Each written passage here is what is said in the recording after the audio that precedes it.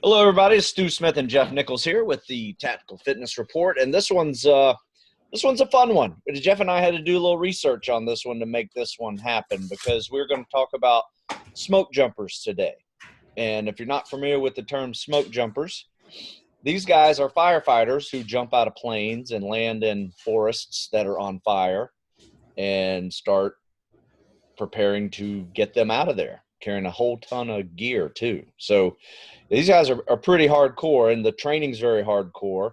The test to get in there isn't that bad, but you need to be well prepared for the training as well. So we'll get into some of that. But what'd you learn about the smoke jumpers? Yeah, I know. I was really surprised. I think Stu and I have a couple times, and I know I have as well, said, the firefighters have this really rich legacy. And we know that, we're talking turn of the century type stuff, fire brigades in New York City and everything up the East Coast when settlement was happening. But, so I guess I'm kind of looking at the website that you sent me is they were established in 1937. And it was actually, they are our 101st Airborne, our paratroopers based like in the, as it says here in the article, the movie Band of Brothers, essentially those scenes where those guys are training to be paratroopers, that was established based off of the protocol set in place by smoke jumpers in 1937. Yeah. So as you guys probably hopefully remember, so World War II, we came in after December 7th, 1941, Pearl Harbor. So this is a couple years prior to that. So even after December 7th, 1941, the paratroopers were established, I believe in Georgia at Fort Benning, Yeah. I believe. So that's one of the coolest things I've seen in a while. It's like I had no idea that our military paratroopers were born from these smoke jumpers. So I think that is super. That is by far some of the coolest piece of history I've heard all week. Yes. Yeah, I would say for sure that is. That was a really neat piece of history. And there have been many guys that were smoke jumpers that went on to be, airborne rangers as well. Had a Medal of Honor recipient, out of that group. Yep. So they're a formidable group. I guess the numbers that they have today, there's no more than 500 active smoke jumpers going on. And there's been 6,000 since 1937, which is very small. That's very small. That's smaller than, SEAL community. Yeah, that's quite a bit smaller. Yeah. So I think you can attach this link into this video probably. So, man, it's a very short read because it's 1 through 10 bullets about it that you probably didn't know about, which is true. I didn't know about any of them really. Yeah, they're really cool. And now the other thing we did is we actually went to the website for the fire service and CAL FIRE and all those different websites, and they have programs and for recruiting for that, and it tells you what the parameters are to get into these programs, taking a pack test, I think they call it, the pack test, which is basically push-ups, sit-ups, pull-ups, mile-and-a-half run. Did they have pull-ups in there? Can't remember. Push-ups, sit-ups, push-ups, sit-ups, mile-and-a-half run. Nothing crazy, not a massive amount of effort on those.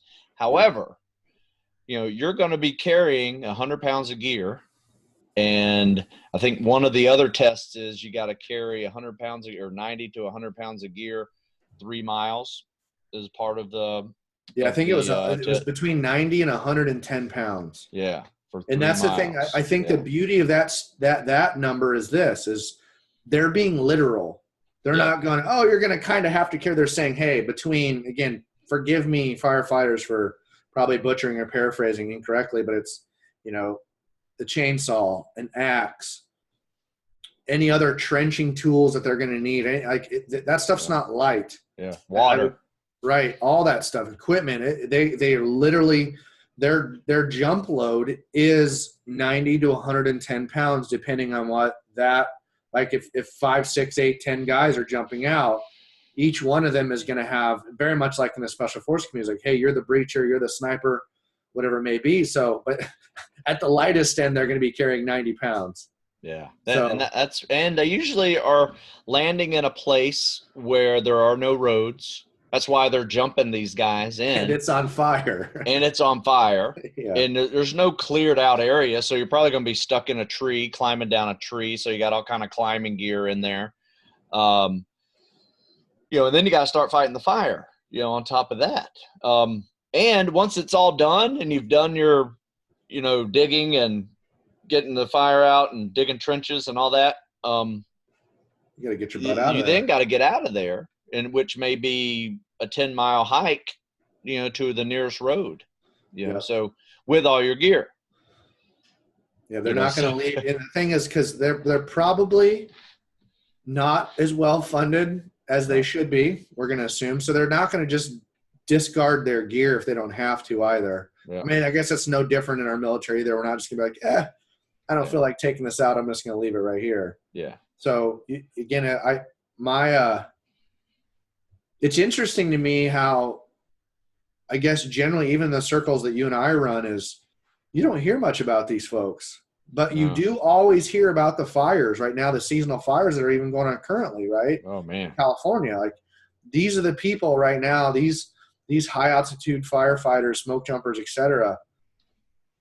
Like it's interesting how, like I've seen videos of them and the firefighters are like asleep next to an engine, there's smoke in the background. And you're like, these guys have been working nonstop for 3 or 4 straight days, and they just can't go anymore. So they just fall asleep, they just lay down and fall asleep to catch sleep anywhere. Hour or 2 sleep, get some food, and they're grabbing their 100 pounds of gear and going right back in. And so again, this is not a complaint, and by no means am I giving it a solution by making, me griping about it a little bit, but it staggers my mind how so very little, like the last point of the email you or the link you sent me was like, hey, they can all sew.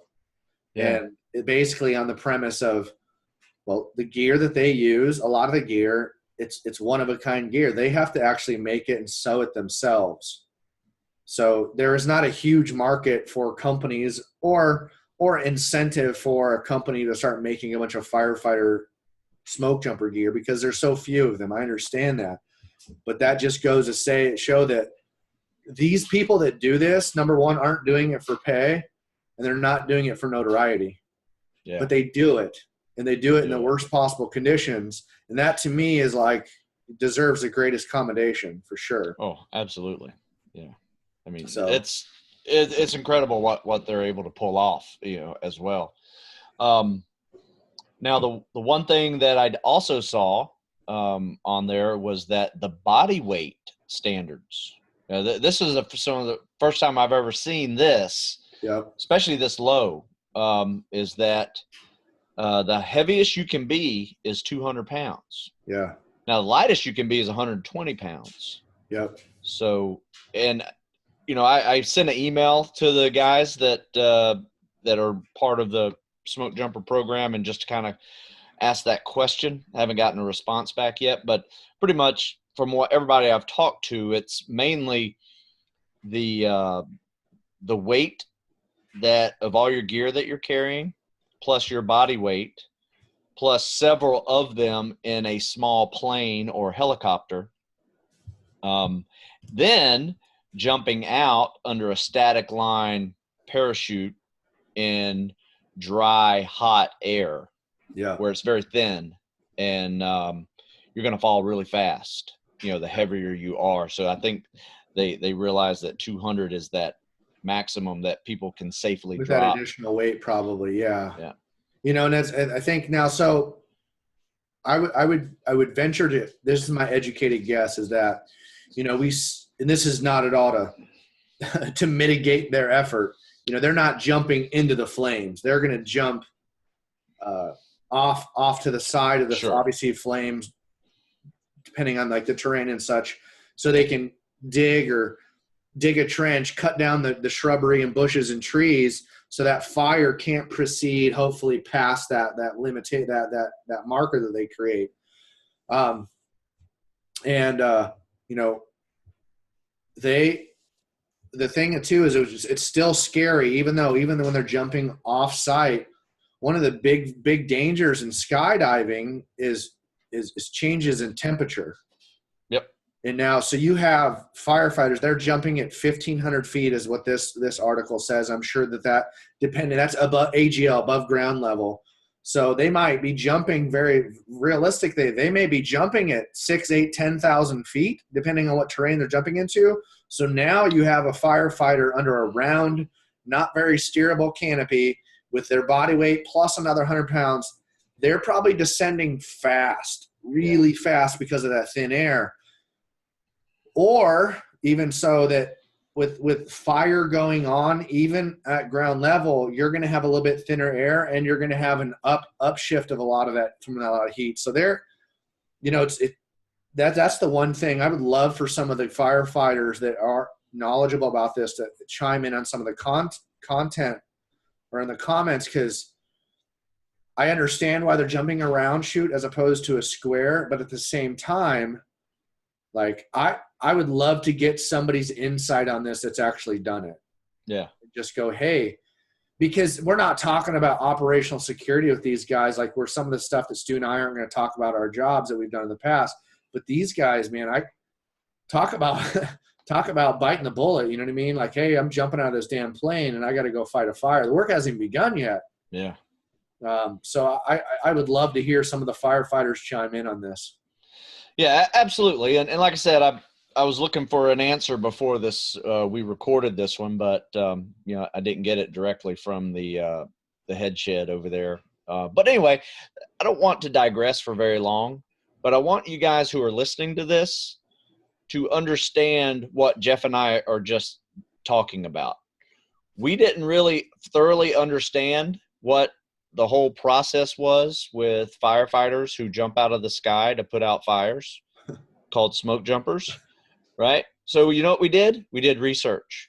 I went on Google, like I tell everybody else to do when they have a stupid question, is I was going to say, why is the 200-pound limit for smoke jumpers? And I went on that and I found a ton of stuff with reasons behind that, as well as found that top 10 list that you didn't know about smoke jumpers.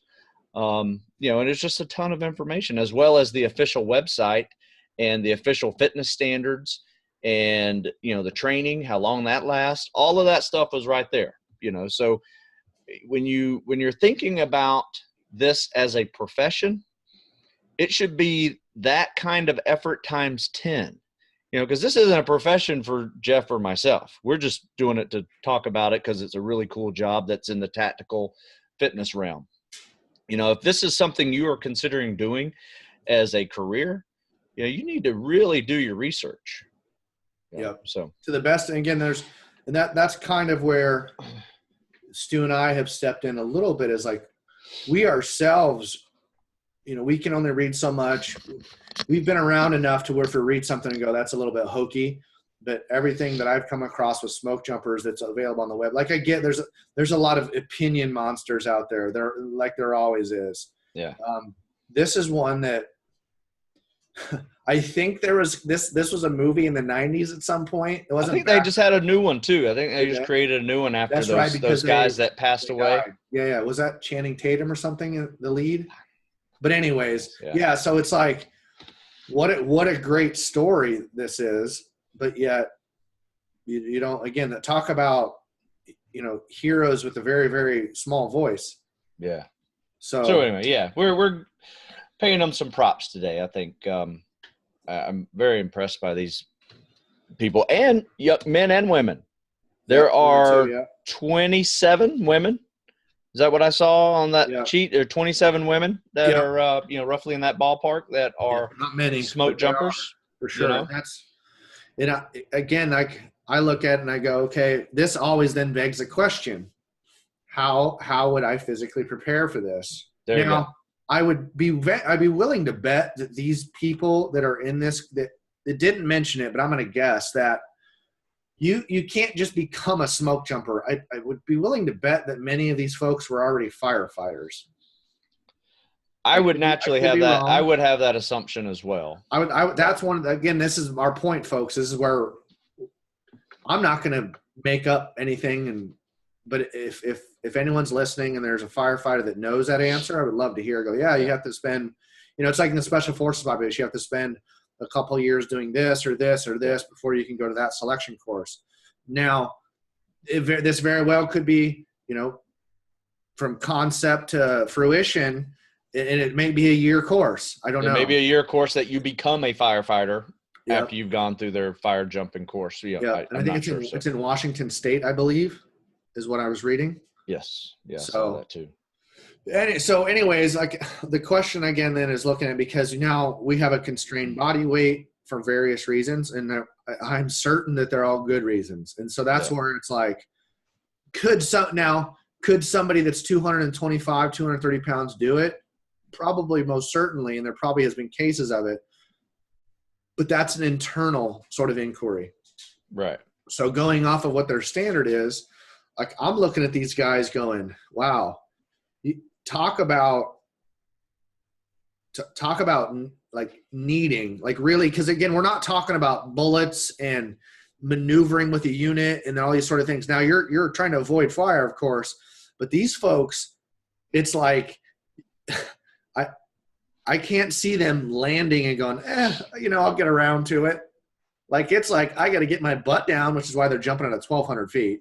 Yeah. They got to get down quick. They got to get right to work. And then they probably are working as a team, and they got to get to it.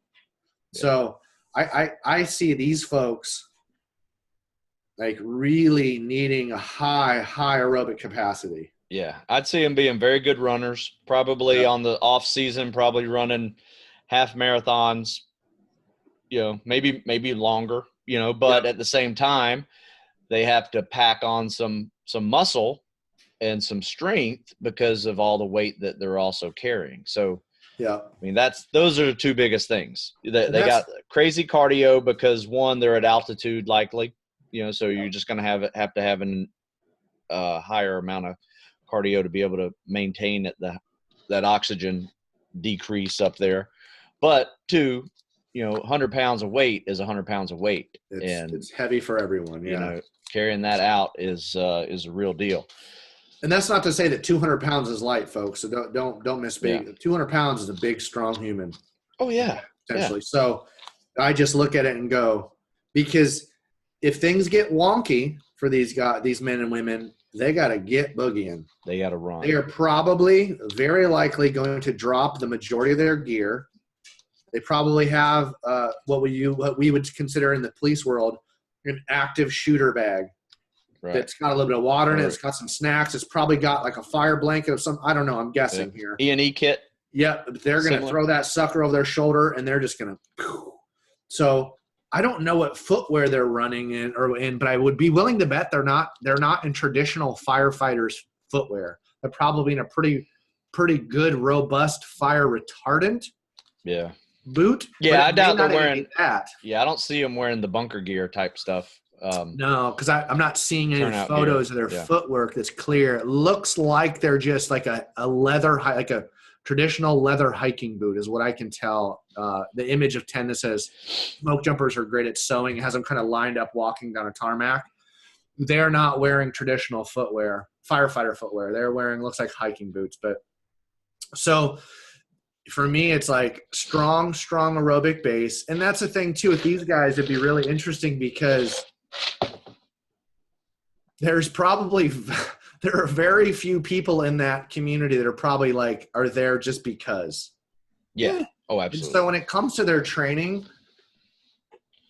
and also that 200 pounds also almost eliminates certain levels of obesity, right? Oh, absolutely. Get away with it at times.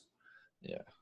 In the military, sometimes in the police, but I don't think that these folks would be able to get away with that. I mean, I personally, I think that's a very wise choice because, you have a guy that's 240 pounds jumping in, he's going to be a little slower than the group and it could slow you down. So they're looking for mobility, agility,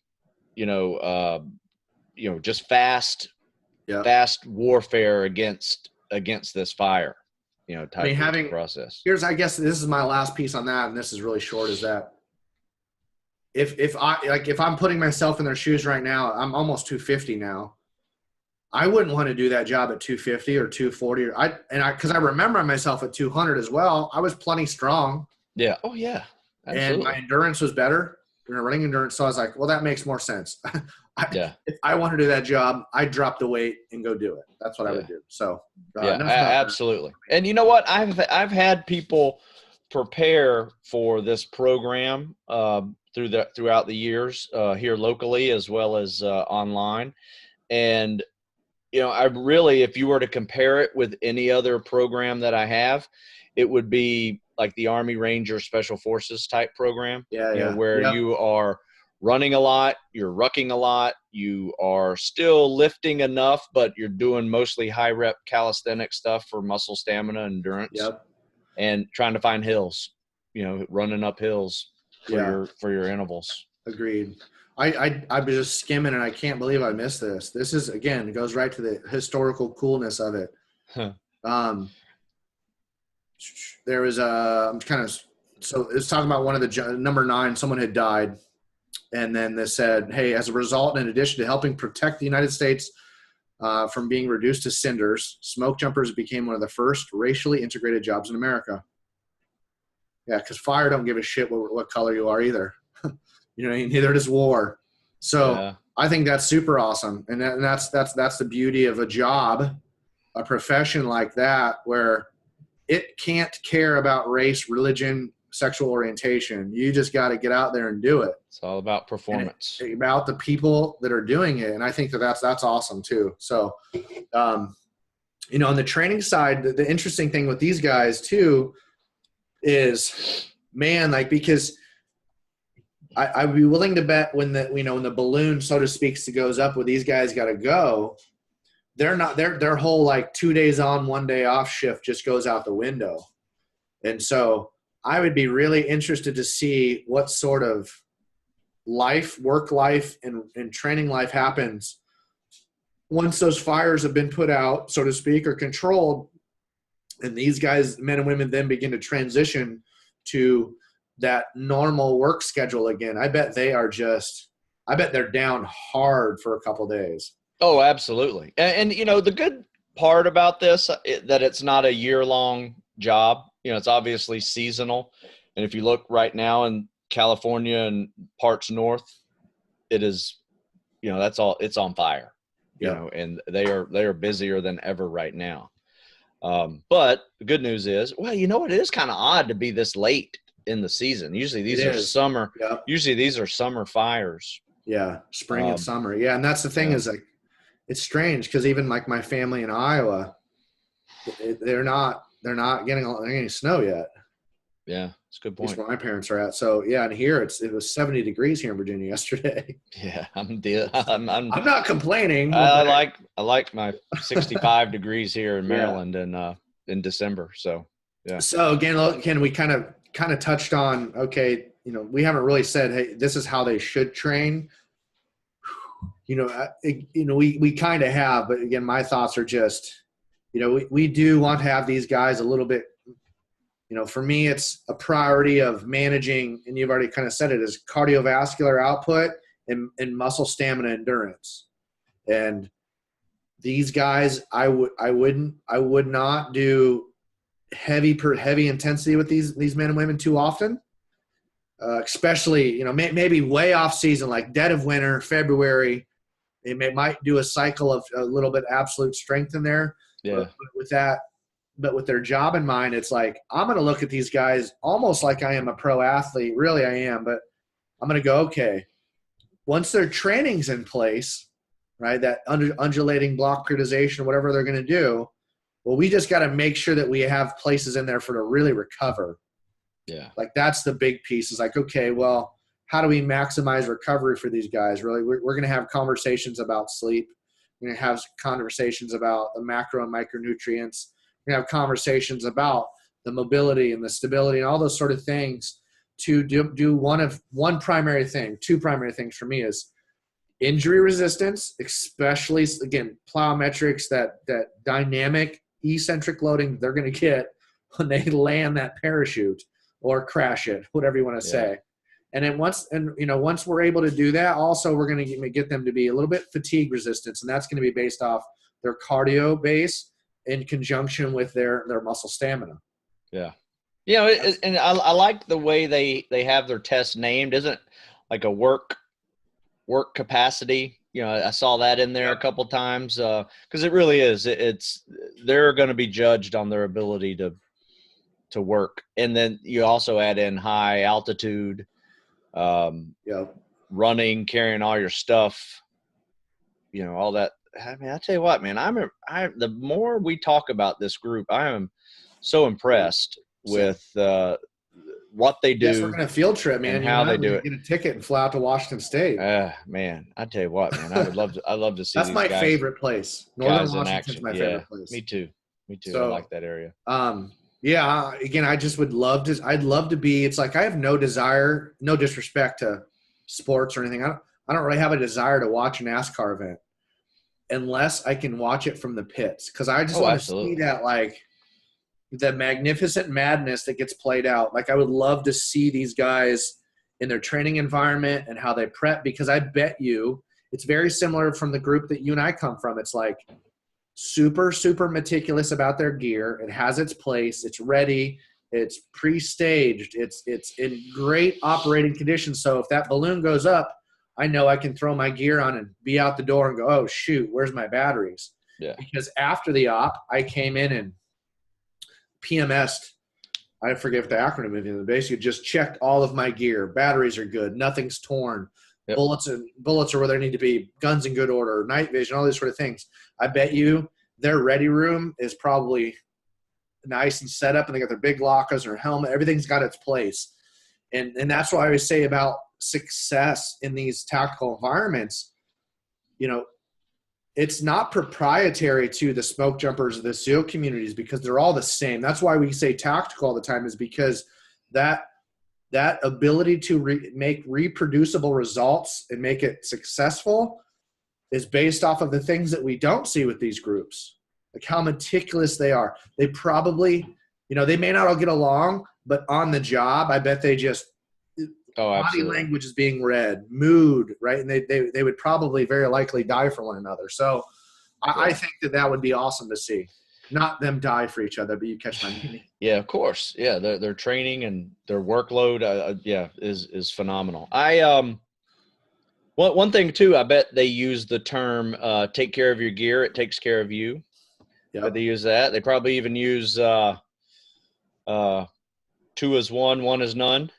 Yeah. But I bet they have a lot of backup gear as well. So, yeah, man, I'm digging this group. Yeah, I think, to be honest with you, this has compelled me to learn more about it. So anybody that's listening and has a good source, whether it's a book, a documentary on Netflix or iTunes or something, please leave it in the comments block of Stu and I, because I would love to learn more about these folks. Right. In my email that I sent this guy asking for information, I also offered, to join us on our podcast and talk about the job too, so especially if he's ever they need recruiting help, and we would do this gladly for free recruiting publicity for them. Because I think I said the time that you and I did BORTAC, I said, hey, if in a world where I could make those decisions or wanted to, because like I said, I had a lot of job opportunity when I left the teams, but I was most happy to being settled here so I could spend time with my son. Now, if I was a single man, I would have definitely done other things in the law enforcement. I had some opportunity to do some potentially cool stuff. But now, doing the research that you and I have done, let's say I wanted to be a firefighter. And again, I think that job, a profession across the country is fantastic. Oh, absolutely. But I would look at this and go, this sounds absolutely right up my alley, like the tools of ignorance, right? Yeah. And same with BORTAC. I go, this to me is like the BORTAC of the firefighting community. To me, it's like, well, because it is seasonal, I'm willing to bet that these folks are they hold traditional firefighters roles. They're paramedics, EMTs. They're driving the red and white and blue trucks to normal calls. But when season comes, now, but I also wonder, depending on where they're at regionally, if this is like, because like some cities will have a SWAT team, but they're not full-time SWAT. Right.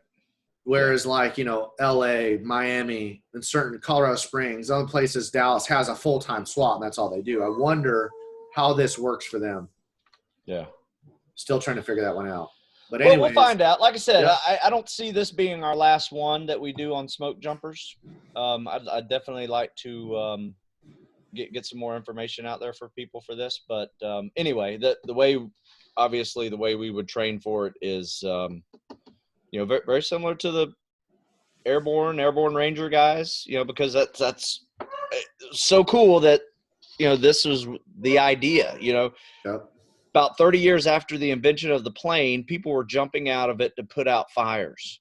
And a few years later, people were jumping out of it to go to war. Yeah. I mean, that's if you look at the evolution, ballsy. Here's the crazy evolution, folks.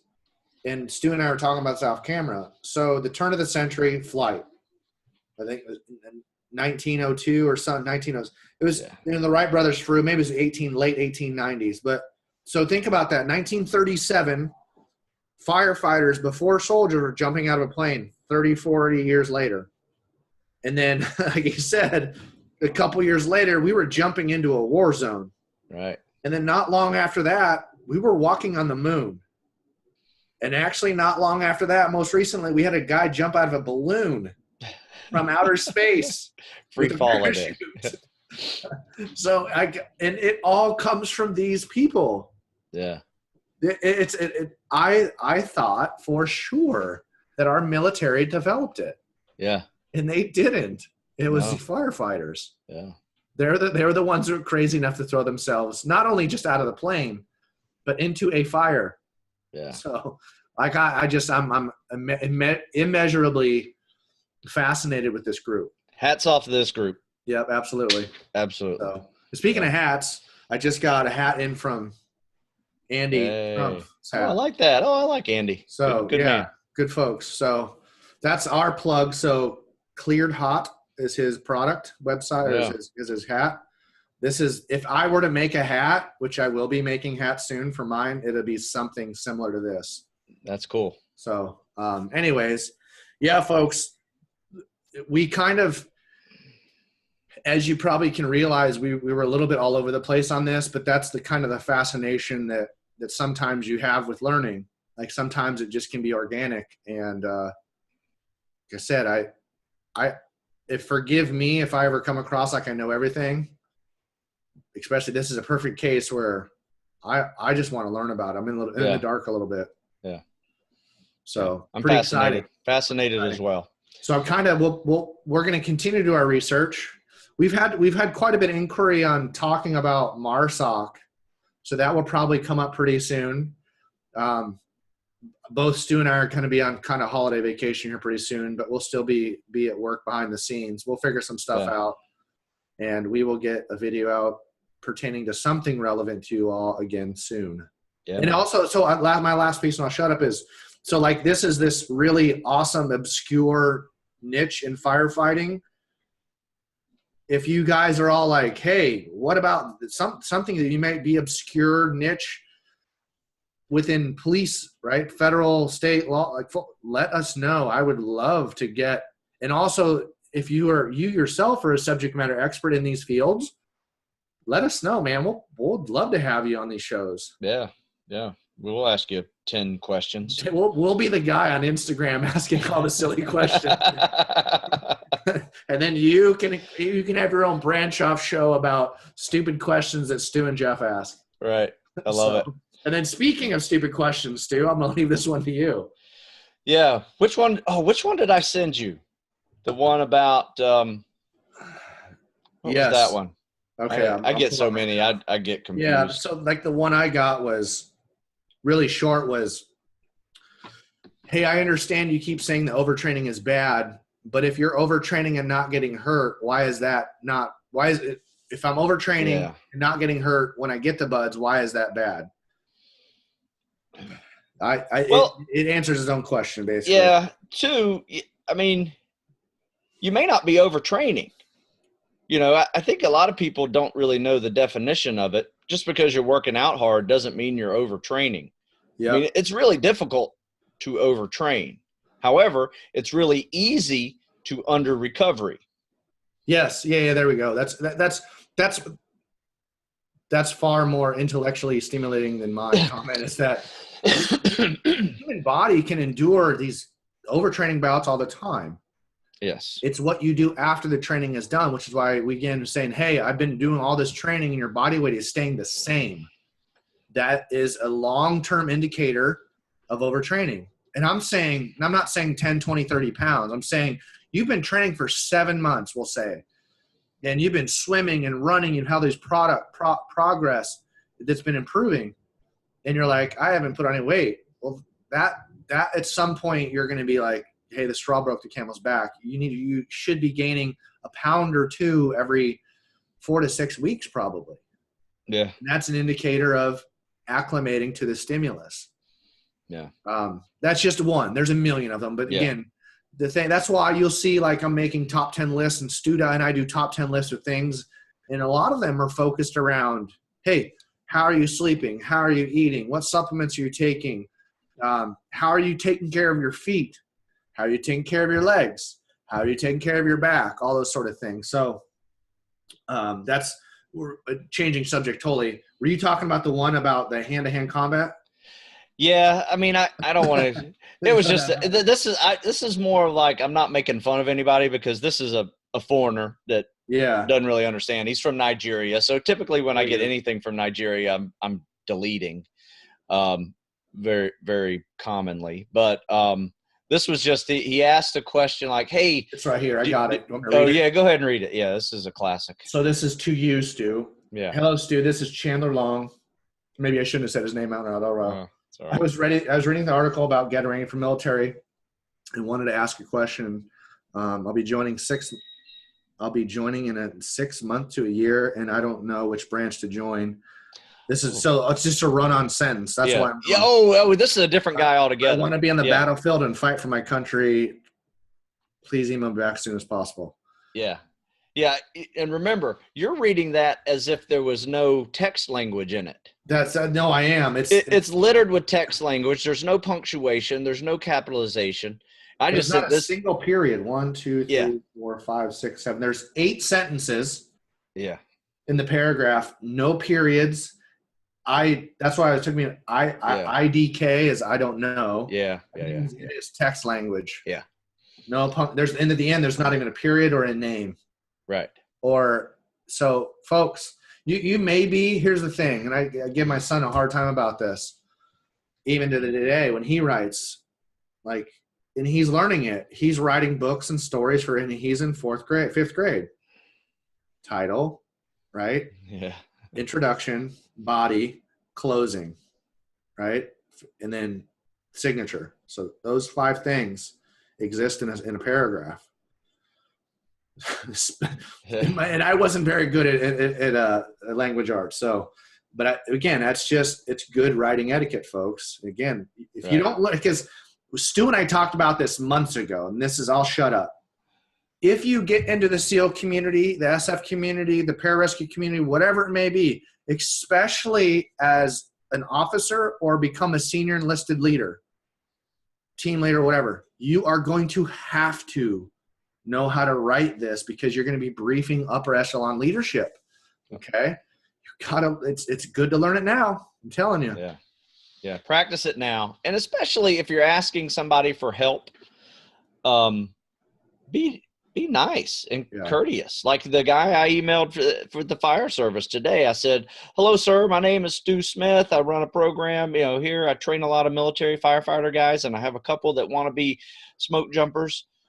I just have a few questions for you, if you don't mind this one, and it was just, why 200 pounds? What's the limit behind that?" And, and said, "I also run a podcast, and I'd love to have you on. And, so thank you for your time, Stu Smith." Yep.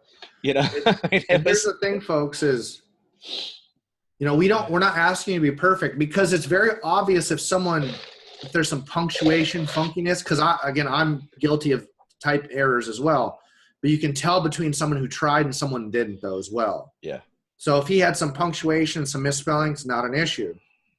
But again, folks, like, you know, we're getting outside of a little bit of scope, but keep learning, keep trying hard, because that right there is a clear sign of character. Give it some effort. And if you maybe this is your wake-up call and go, oh, man, I never really thought about it. Well, now we're holding you accountable. Yeah. One day you're going to thank your English teacher. You most certainly will. It's funny. I think about my physics teacher in high school all the time, man. Mr. Thompson, like, that guy set me on a path that I had no idea. Yep. He really did. He's the foundation of what I've learned. Yep. And all my physics teacher and my advanced physics teacher was the same in college. And it's the funniest thing, man, because admittedly, people that are really, really, really intelligent are pretty eccentric typically. Yeah. Every single day that I've knew him for 2.5 years in college, wore what appeared to be the exact same shoes, gray Vans shoes, blue jeans, and a Yoda t-shirt. Now, I finally was like, Dr. Schnupp, like, what the hell, dude? He's like, oh, no, I just really like this. I have 5 of these shirts and 5 of these. Like, this is what I'm comfortable. He just didn't care. I'm like, good on you, man. Yeah. He was a guy in physics in college that he had 2 pieces of chalk in his hand. Oh, don't tell me this. And he would write from end to middle, both the equations. Silly, man. Like, I was just like, mind blown, right? Just one of those guys that I was like, what are you doing in Troy, Alabama? He went to Emory University, a really good mathematics, physics school, chemistry school, really. Yeah. I'm just like, man. Yeah. He was way above my head most of the time, because he was talking string theory and a bunch of other shit that I didn't know. Anyways, folks. Yeah. Here's my piece of advice. Either be a nerd or work for one, or both. It will work out for you. I promise you it'll work out for you. That's a good one. Special Forces communities are running a Fortune 500 company. It'll work out. Yeah. So, all right, Stu, I appreciate it, man. All right, man. This was a good one. Thank you, Jeff. All right. Have a good one.